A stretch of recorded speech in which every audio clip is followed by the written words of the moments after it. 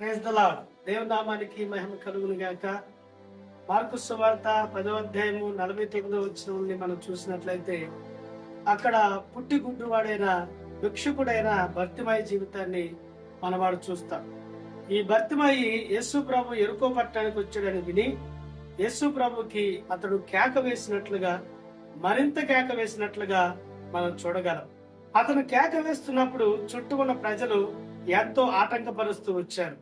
తన నోరు మూయటానికి ఎన్నో ఒత్తిళ్లు వచ్చినప్పటికీ కూడా తాను బిగ్గరగా కేక వేశాడనే మాటను మనం బైబిల్లో చూస్తాం. వాడు ఆ విధంగా కేక వేస్తూ ఉండగా యేసు ప్రభు వారు నిలిచి అతన్ని పిలిచినట్లుగా, అతడు ప్రభు యొద్దకు వచ్చినట్లుగా కూడా మనం మార్కు సువార్త 10వ అధ్యాయంలో చూడగలం. ఇక్కడ మనకు అర్థమయ్యే విషయం ఏంటంటే, యేసుక్రీస్తు ప్రభు వారు ఏమై ఉన్నాడు అంటే, ఆయన సమస్యల్లో ఉన్న వారిని విడిచిపెట్టే దేవుడుగా మనకి కనపడుతుంది. ఆయన ఇబ్బందుల్లోనూ, కష్టాల్లోనూ, బాధల్లోనూ, రోగాల్లోనూ, సమస్యలతో ఒక వ్యక్తి ఆయన దగ్గరకు వచ్చినప్పుడు ఆయన దాటిపోయే దేవుడుగా లేడు.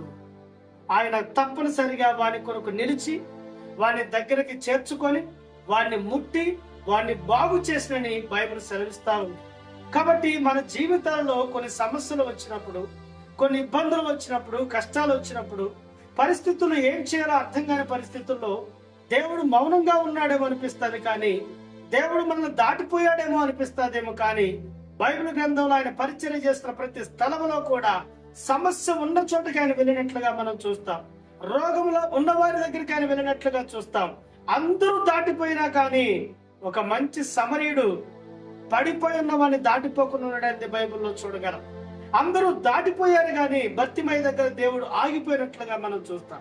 సమరయ స్త్రీని చూసి అందరూ దాటిపోయారు కానీ ప్రభు ఆమె కొరకే వేచి ఉన్నట్లుగా మనం బైబిల్లో చూస్తాం. ఎబ్బేకు రేవు దగ్గర యాకోబు ఒక్కడే మిగిలిపోయి ఉండగా దేవుడు యాకోబును దాటిపోలేదు. ప్రాణాపాయంతో, ప్రాణ భయంతో, ఆ భయంకరమైన పరిస్థితుల్లో ఉండగా దేవుడు దాటిపోయేవాడు కాదు. ప్రార్థన చేసేవారి కుటుంబాలు దేవుడు దాటిపోడు. ప్రయాసపడి పనిచేస్తున్న వారి కుటుంబాలను దేవుడు దాటిపోడు. ఆయన యందు విశ్వాసంతో ముందుకు కొనసాగుతున్న వారి జీవితాన్ని దేవుడు దాటిపోడు.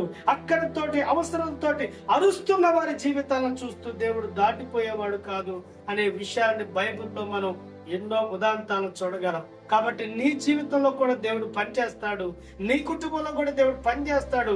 నిన్ను విడిచిపెట్టడనే విషయాన్ని గుర్తుపెట్టుకొని మన దేవుడు మనల్ని దాటిపోయేవాడు కాదు. ఆయన నిలిచి, పిలిచి, పలకరించి, స్వస్థపరిచి, బాగు చేసేవాడు. దేవుడి మాటలు దీవించును గాక.